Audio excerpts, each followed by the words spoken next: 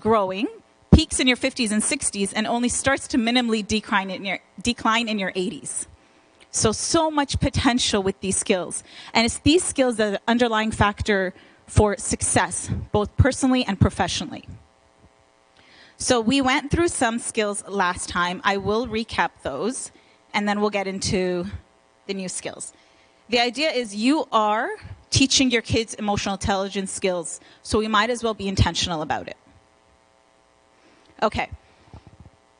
These are the skills we went through last time. So emotional self-awareness, being able to understand how I feel in a given situation, what triggered my emotions, and how my reaction and my emotion impacts someone else's reaction. And we did the bullying example. We said if a child is bullied, they could feel different ways from that situation. Different kids can react differently to a situation. One child might be scared. If they value security, they'll be scared if they're being bullied. Another one might value respect, so be really angry getting bullied. So don't assume you know what your child's feeling. Ask them, how is the situation making you feel? And then the child's response to the situation will impact the bully's behavior. So if that child retracts and retreats to the teacher and sits beside the teacher, then naturally that fed into the bully, and the bullying will probably continue. But if we teach our kids to, sit down, look down, continue doing your work, ignore the bully, then we've gained a little bit of control of the situation.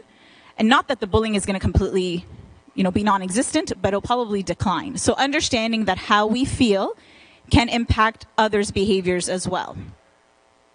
That's emotional self-awareness. Self-regard is being able to understand that we have strengths and we have limitations, and we are to love ourselves with strengths and limitations. And it's so important to teach our kids that everyone has strengths and limitations, and that they are aware of their strengths and limitations, and that these limitations can turn into strengths with practice.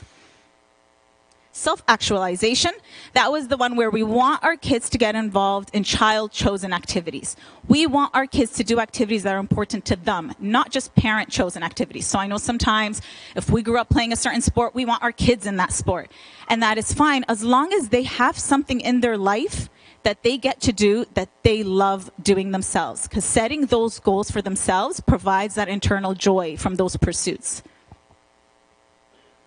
Emotional expression, teaching our kids how to express their emotions using I statements. I feel mad. I feel sad. So putting the emotions into words is very key.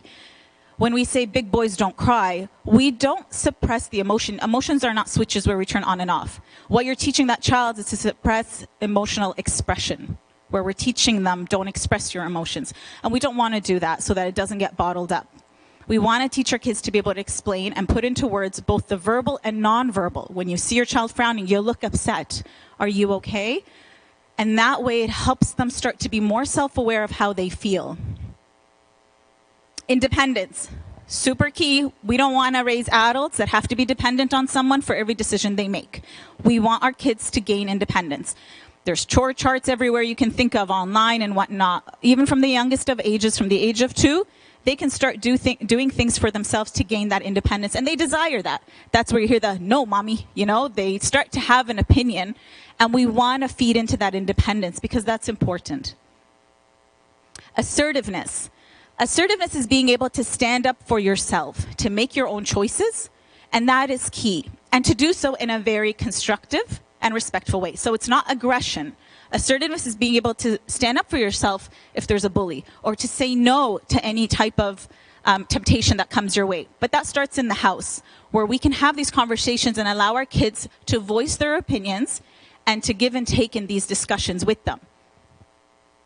And then interpersonal relationships, the ability to make friends.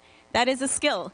I remember a dad telling me back in November that he took his kids to the park in the summer, and because of COVID and whatnot, he's like, oh my goodness, they didn't know how to play together. I had to teach them how to play. And I was like, yeah, it's a skill, believe it or not. How to make friends, how to give and take, how to build trust. That's a skill we need to teach our kids. So these were the ones that we spoke about last time. Honestly, we can have a discussion on every single emotional intelligence skill, but we'll just do a quick recap, starting with one of the most important ones today that I love, and that is, keeping you in suspense here,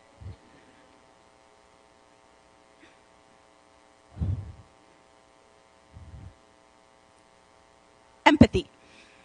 So Empathy is developing the awareness that others have a different perspective and then trying to understand their perspectives and reasons for it. This may be the single most challenging emotional intelligence skill to learn, partially because you have to be paying attention to someone else at any given time and how they feel and be more attuned to them more than yourself. I find this to be one of the most important emotional intelligence skills. They're all very important, but can you imagine a world where everyone is empathetic to each other?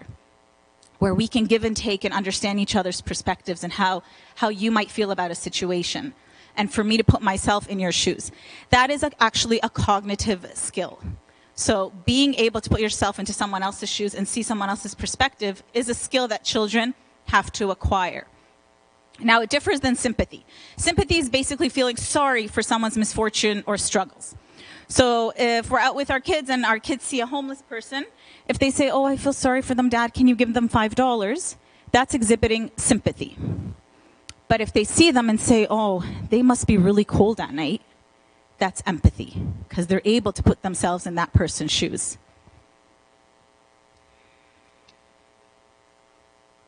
As you can imagine, without the ability to empathize, children will end up being very self-focused and self-centered, considering issues only from their perspectives. So let's look at some stages of empathy.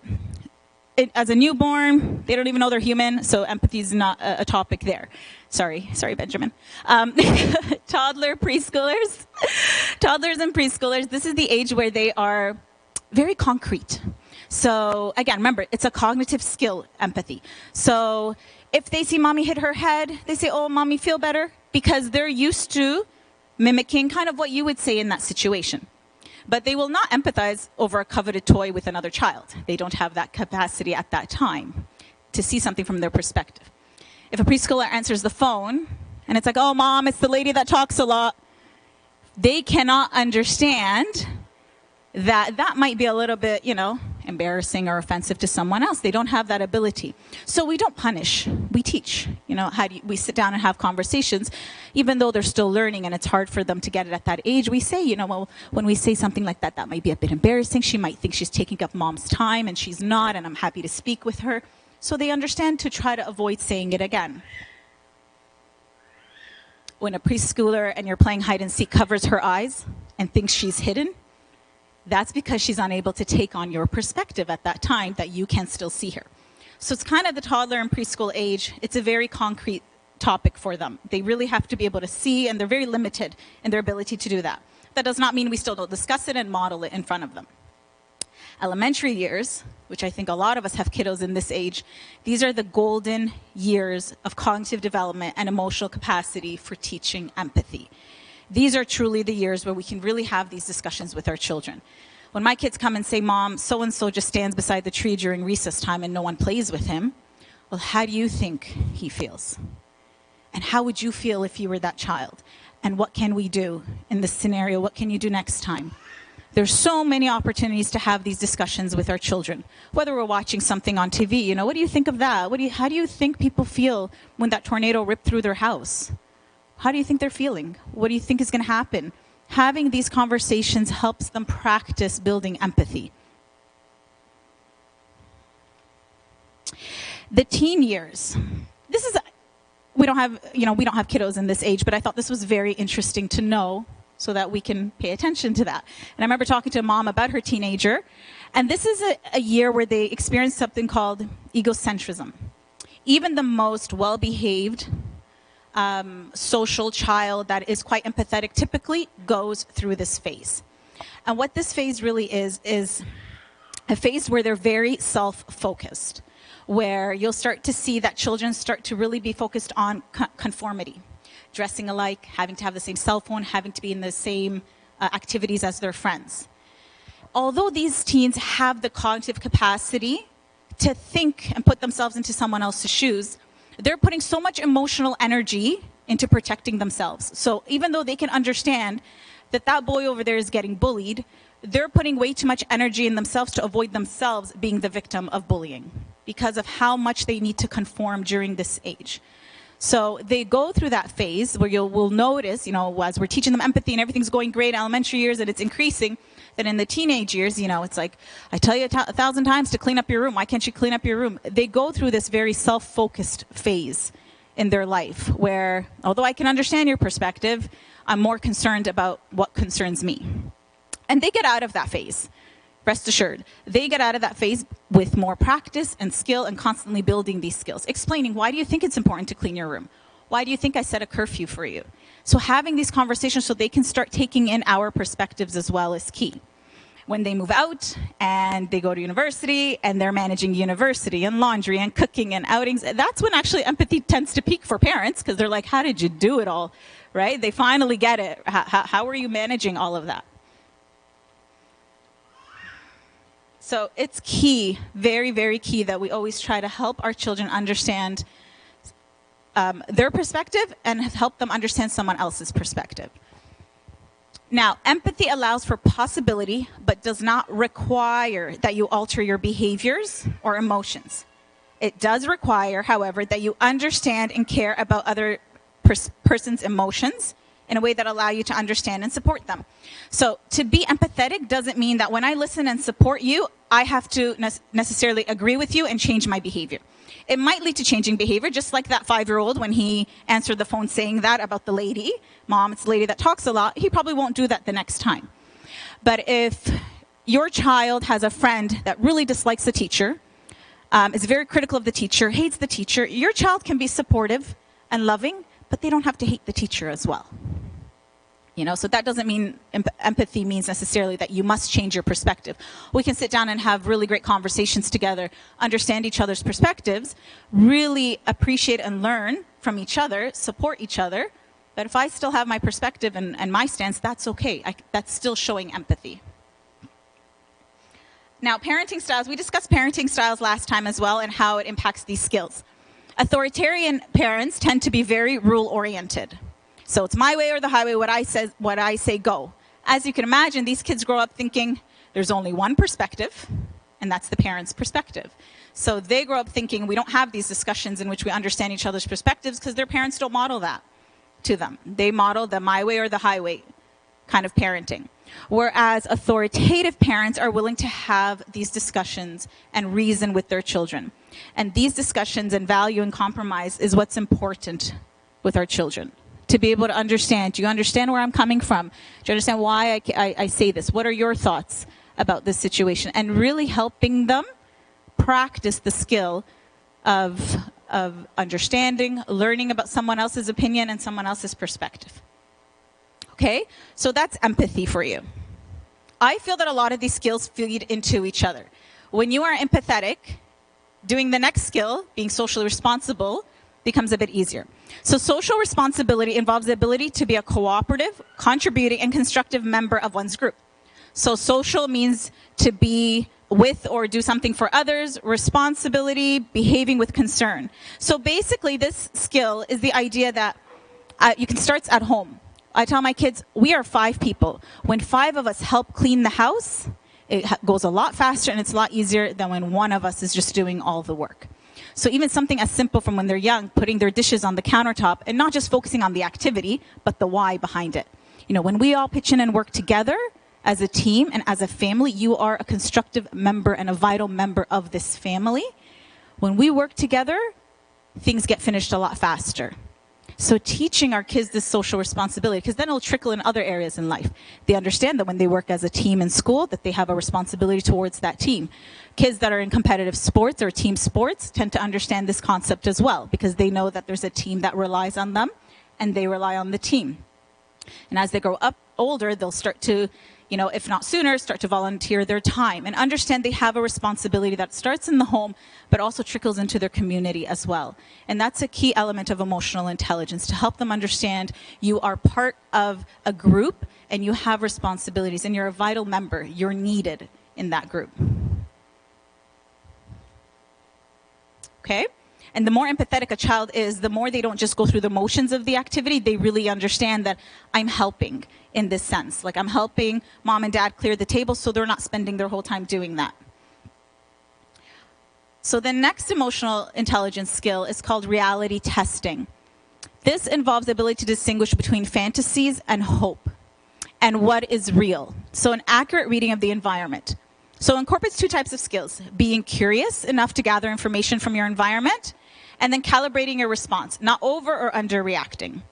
So sometimes our kids are curious, very curious, and now I have a different perspective after understanding this when my child says, which he just said 2 days ago while I was building something, "Sorry, Mom, I was just curious." That's why, I kind of went ahead of myself and tried to do the next step. So being curious is not a bad thing. It's actually something we want to encourage because it allows them to gather information from their environment.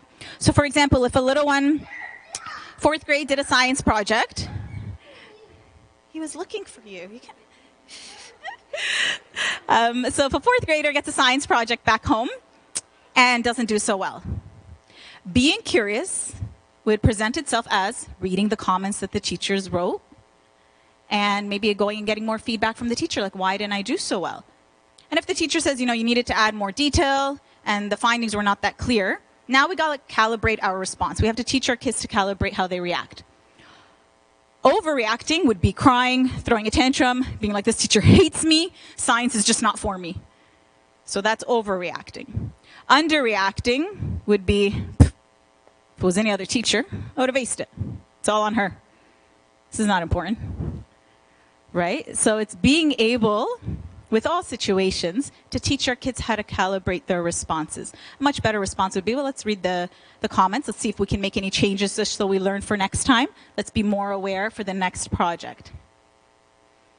A child that's jumping off a diving board to go swimming. So if they're nervous because it looks so high up there, they'll ask a friend, another friend that jumped before them, hey, is it high up there? That's curiosity. He's gathering information. Yeah, super high. It's even higher than it looks from down here. Underreacting would be like, no, he's lying. He's lying. I'm not scared. I'm not scared. When he is scared. That's not a proper calibrated response. Overreacting would be, I will never jump off a diving board in my life. Right? A more calibrated response would be like, let's start with the lower diving board first and work our way up. Good reality testing really equips our child to successfully navigate various situations safely and with a level of reaction that suits the situation. Again, there's parenting styles that do affect reality testing. As you can imagine, again, the authoritarian one, where children are not allowed the chance to be curious and gather information. When I don't explain things to my kids, I just demand that they do what I say. That is a hindrance to these kiddos, and they don't learn reality testing, versus the authoritative type, where we have conversations as to what my reasoning is for allowing something. Let's look at the situation. Let's gather information. Let's decide together what's the best case scenario. Does that all make sense? Everything is good so far? Any questions? Next one, problem solving. We can all imagine that this is a very important skill to have.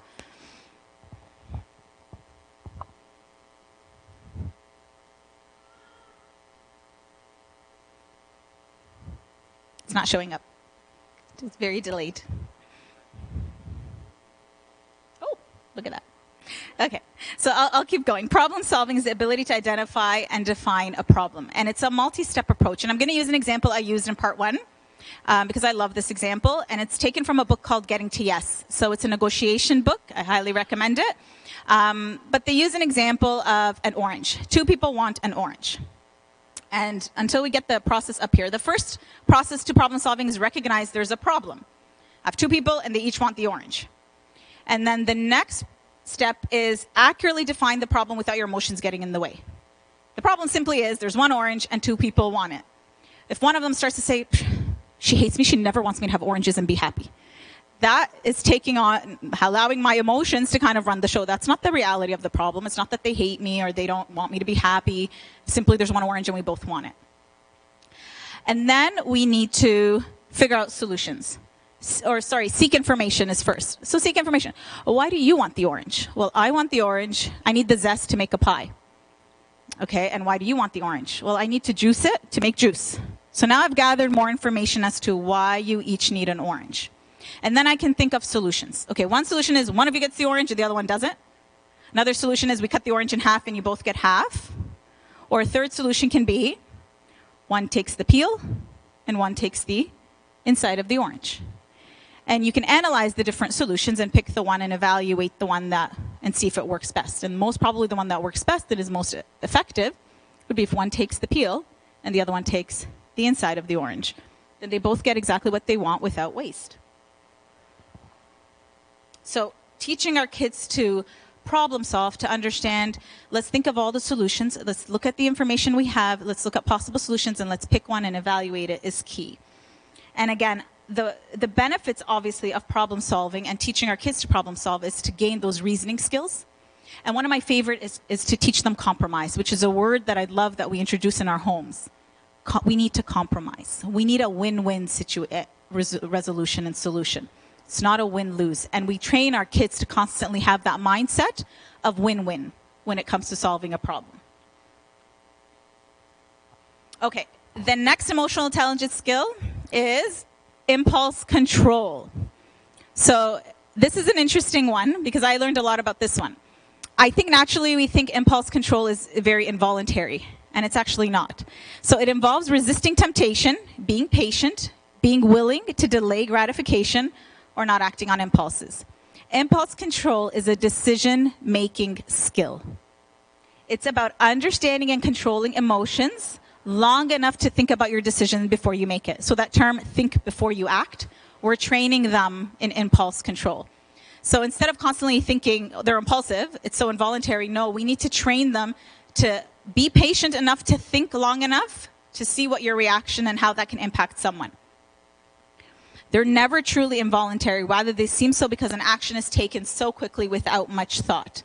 So we all know the study, it's well known with the kids in the marshmallow, where children are offered a marshmallow.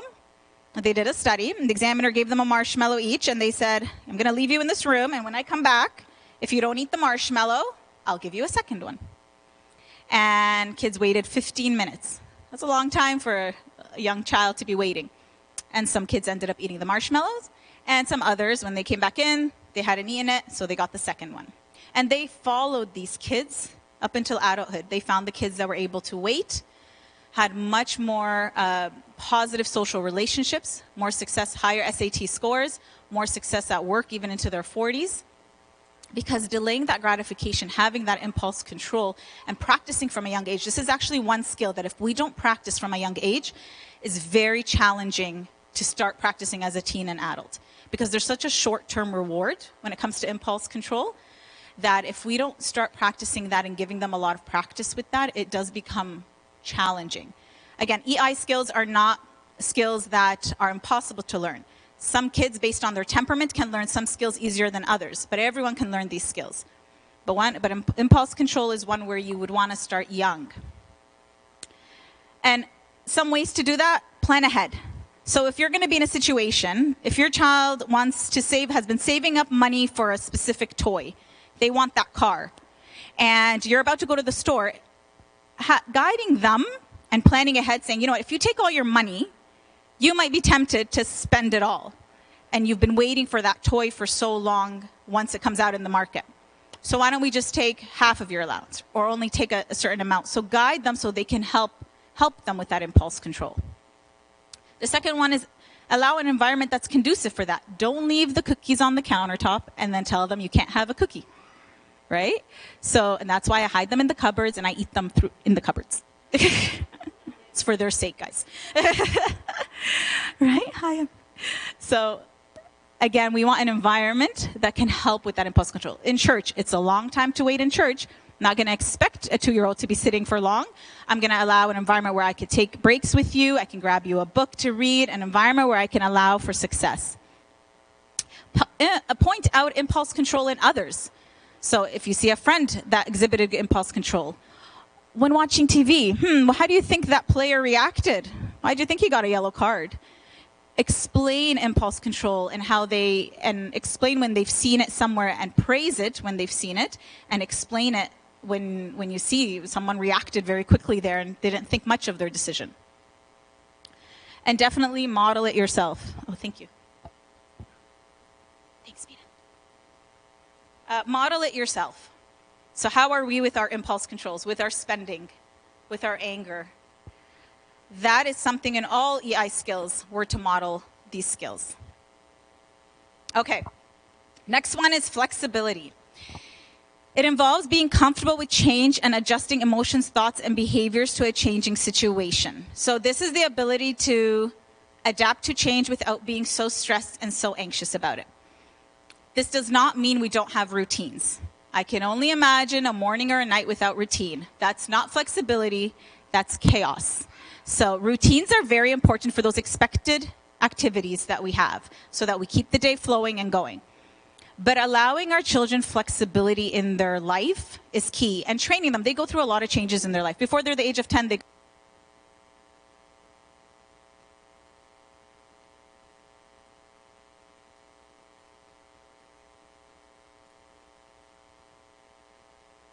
I know. Just read the slides.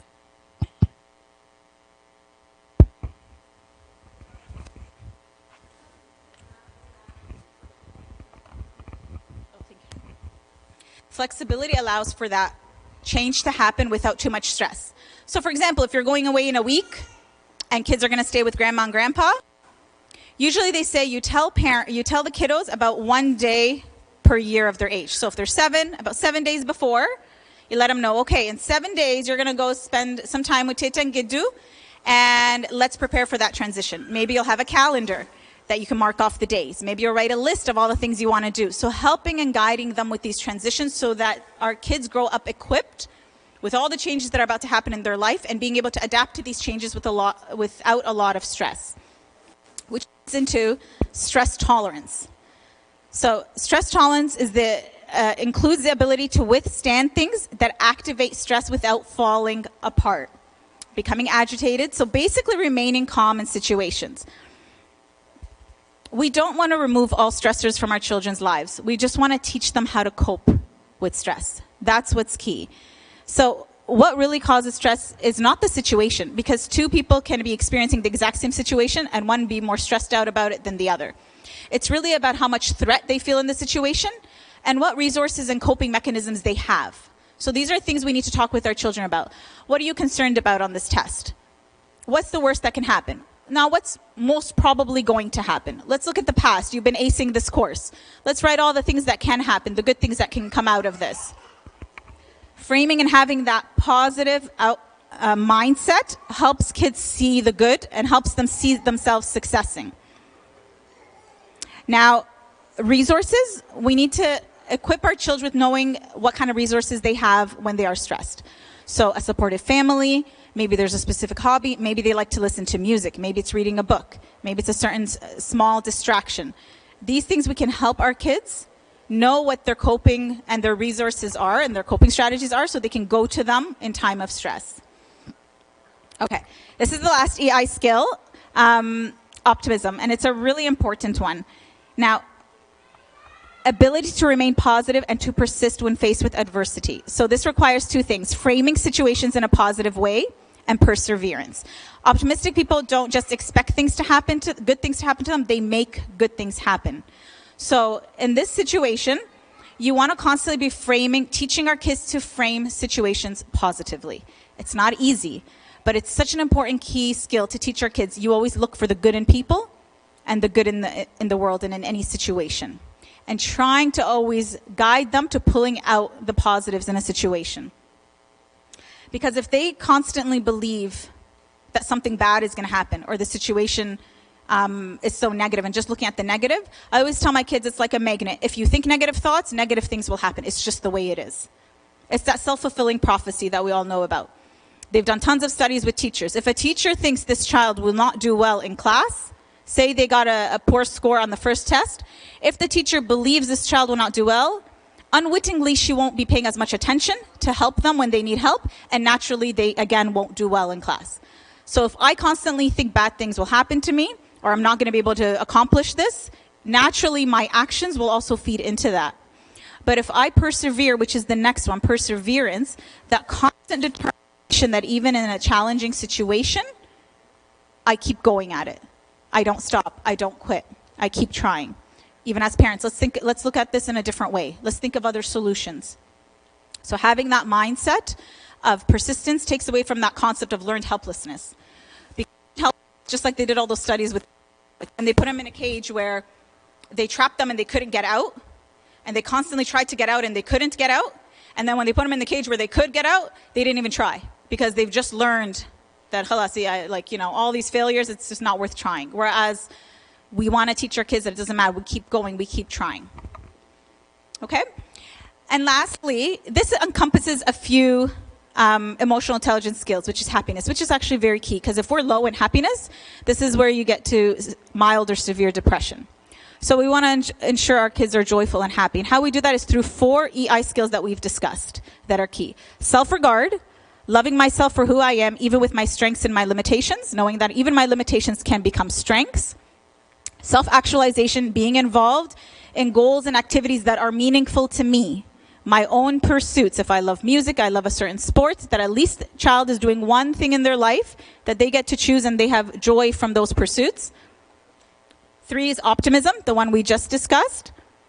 And then 4 is interpersonal relationships. If a child is low in any one of these areas, their happiness will decrease. So if a child has really great relationships, is involved in activities and sets goals from themselves and meets goals for themselves, and is very optimistic, yet is self-critical and does not like who they are and has poor self-acceptance, their happiness will be going down.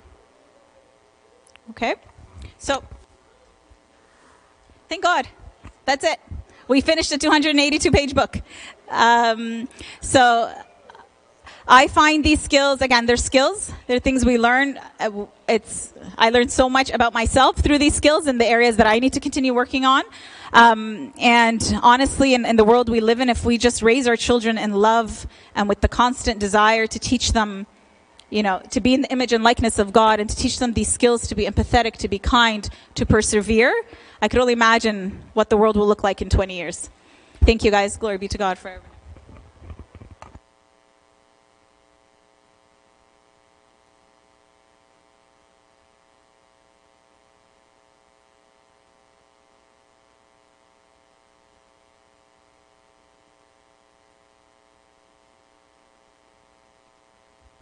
Thank you, beloved Lucille, for sharing with us, and thank you as always for your love and your service for us and for being able to give us this wisdom. If anyone has any questions for us, please feel free to ask, or sorry, not for our beloved Lucille. If anyone has questions, please feel free to ask.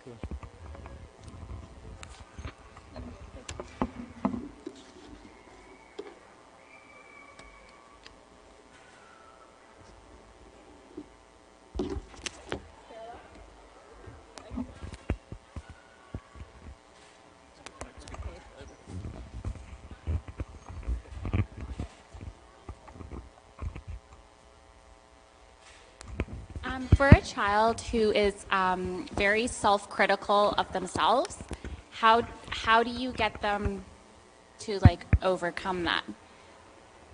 So can you give me an example? Okay, so for example, one of my kids got their report cards this week or last week, and the lowest mark was a B+. And before I saw the report card, she was like, "I did so bad," be so upset. And I've never said anything like that to her, to be so upset or to be so self-critical of herself to get a bad grade. Mm-hmm. But she was like, it's so bad. You're going to be so upset. You're going to be so disappointed. And when I saw it, I was like, you did great. Mm-hmm.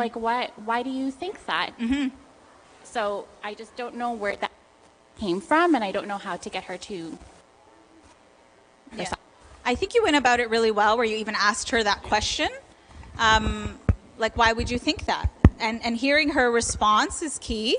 If a child just thinks that A's, you're worth it if you get the A's. I know we discussed this in a few talks before, but it's about the process. It's not about the grade. It's about your efforts. Because at the end of the day, we want to teach our kids work ethic. The A, the B, the C does not matter.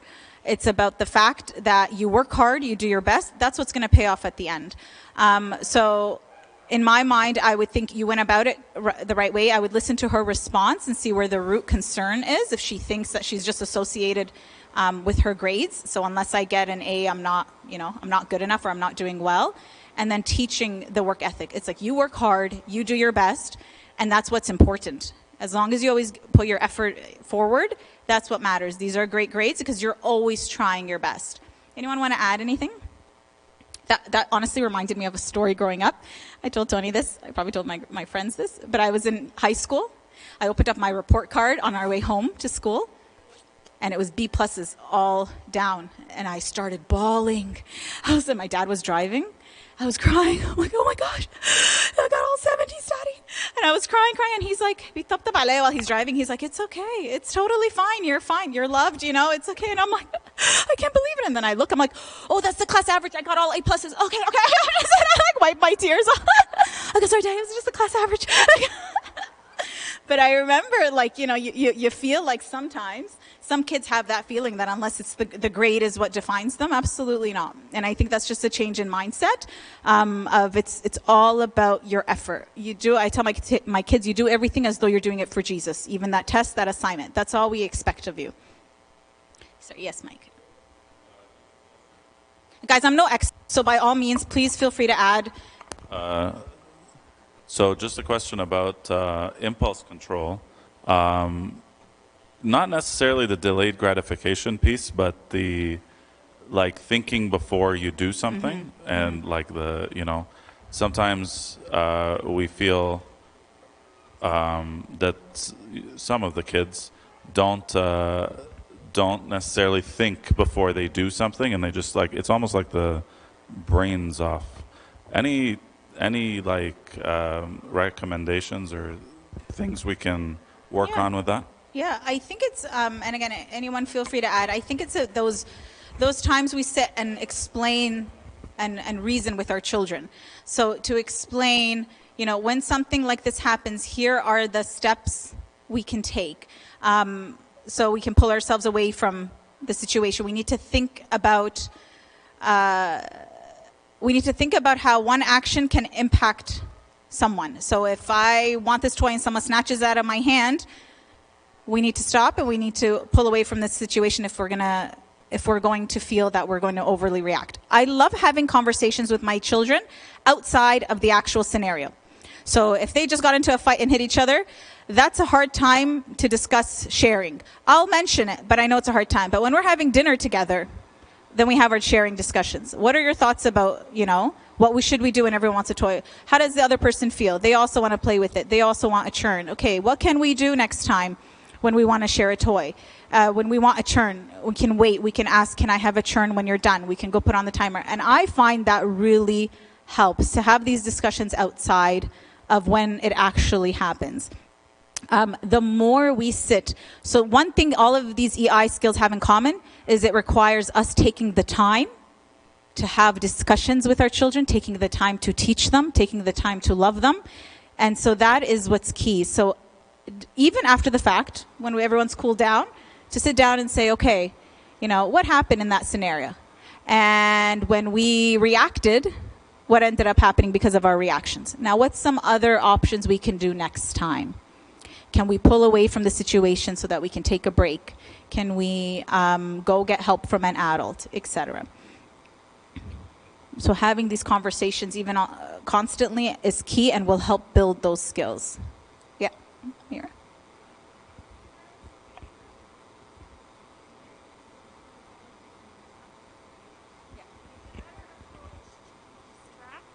Redirect, or is the better approach to dig deep? Why are you thinking this way? Because you can go down that rabbit hole and be there forever. Or is it better to just be like, let's think about something completely different? Like I keep trying to tell them, why don't we just think of a verse and we would say this verse whenever we're stuck in that thought process over and over again. But it keeps happening and it keeps happening and it keeps happening. So which is the better approach? I think that's a very good question. I sometimes feel a balance, and I think it depends on the scenario. But I definitely wouldn't say distraction is always the way. Because if we're not getting to the root cause of what the concern is and training the positive thinking, then they're always going to be in that worry phase and not understanding the root. So again, having the discussions of, what are you concerned about? If I remember Abuna Anthony Morad in one of his talks when he was like, his kids were going to visit his kids and were going to visit his parents, and kids were like, well, what if we go and they're not there? Like they just had so much anxiety and worry. And he's like, what do you mean? They're there. We called them, like we're heading to their house right now. And they're like, well, what if what if they're not there? What if something happened to them? And he's like, at such a young age, like to have that worry, you need to understand, like, for a young age, you might just need to distract you. And another way is, no, they're there. Every time we've gone, they have been there. So showing them past experiences as well, that when we go, they're there, we spend the day with them. So there's nothing to worry about them not being there when we go. So I think it's a mix, and it depends on the situation, where there might be a time where it's not the best time to be delving into very deep discussions. And you might, divert to a verse, which I love. But I do believe that can't be the only answer, that we have to understand the root cause. Are you constantly worried because, again, you are concerned that you always have a negative frame of mind with regards to a situation? Then we need to work on framing situations positively. So I need to constantly embed that in. Are you worried because you're afraid that limitations are a bad thing and you don't love yourself if you are not successful, or you don't always ace something? No, then we need to sit and have a discussion about self-regard and the idea that you have strengths, you have limitations. Everyone does, and that's normal. And I give examples of my strengths and limitations, and we share what yours are. And any limitation can become a strength with practice. So it's understanding the root so that we can start working on that. But I think it could be a balance depending on the scenario. Does that help? Anyone want to add?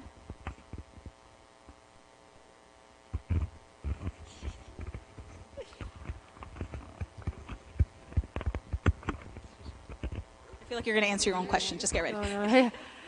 It's again about impulse control. I have a question about, like, if there is a situation where you kind of cannot remove the temptation. Let's say in a classroom setting, there's two children that often, they're good friends, so they always act up in class. So it's not like I'm going to remove them from the classroom, but every single time they're in each other's presence, they are making bad choices out of impulse. And we've tried the positive route, not really working. What are some strategies we can equip? How do you equip your child to deal with that impulse control in order to be able to go back into the classroom repeatedly and not react that way? Any suggestions? We have teachers here. We have any suggestions? Don't look at me. I think there's a few factors to keep in mind. So I think age as well, where the kids are still gaining these skills and learn, and it's not going to happen overnight. And I think we need to allow kids the time to learn something if we're working on it. I think positive reinforcement. So I know you had mentioned you tried that. So let's say if we're accustomed to watching TV on Sunday, but we're not willing to attend Sunday school, or it's disruptive, it could be I am happy to have us all watch together. If you're able to sit down and respect what's happening in the class. I think that's a great example of also teaching empathy. So sit down and help me understand, the teacher put so much effort into this lesson.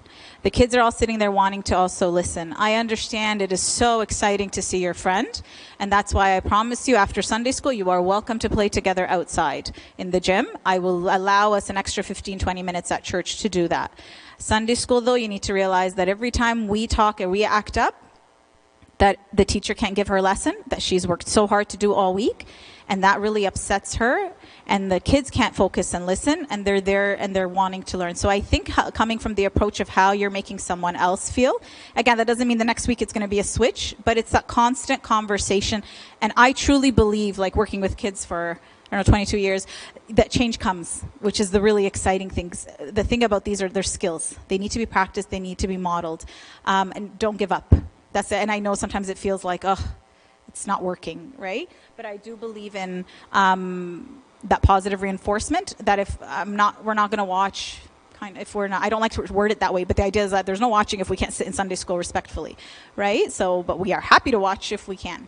How are you making the empathy route? How you make someone feel? And then sometimes it's working with the teacher too to see if you can separate them in class, having another conversation, the other parent being on board as well, so the two are working on the same strategies. Any suggestions? We have Sunday school servants here. Any suggestions? You're smiling. No, you can't do that. Remember, I'm also safe ministry. You can't do that. It's not a good suggestion, Peter. So funny. Okay, amazing. Oop. Yes, Mira.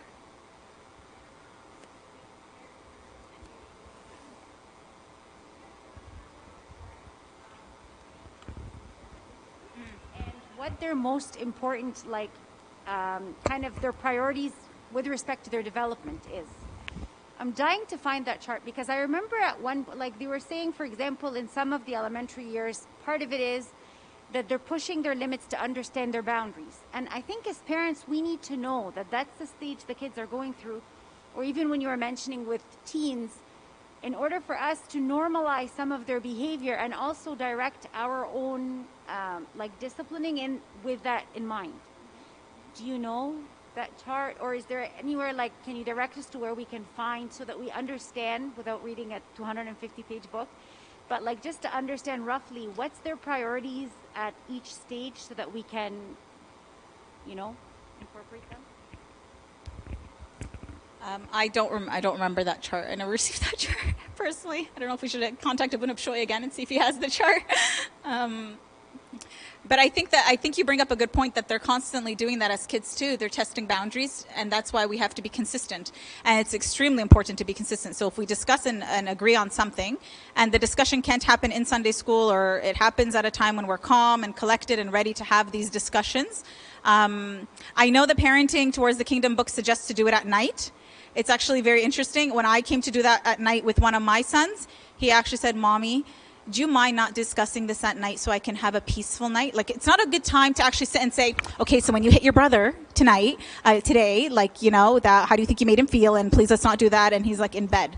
So I really respected that. I was like, wow, you're right. Like, let's have a peaceful night, go to bed happy, and we'll have a discussion, you know, at a different time, or, you know, during the day. So you can find the time to sit down, cuddle together, and say, how did you find Sunday school to go today? How were your actions today, and how did it make someone feel? I personally, sorry, Mira, I don't have a chart, and I don't have anything in particular about that. If anyone finds a resource, by all means share it. But I don't know if Abunab Shoy would still have that resource.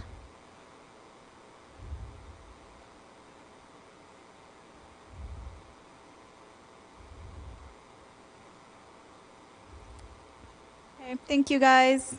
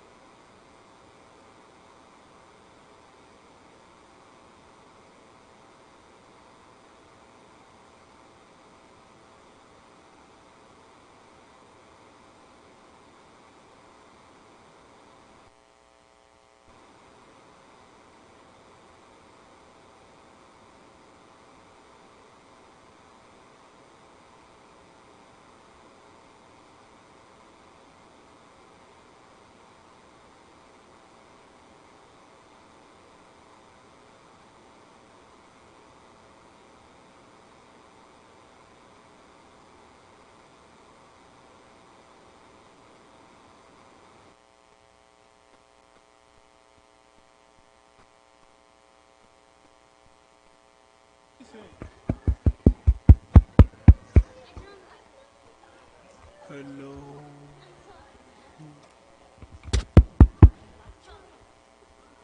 Hello. Hello.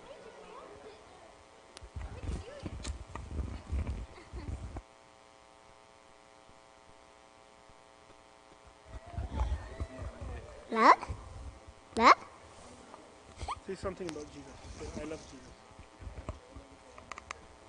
I love Jesus.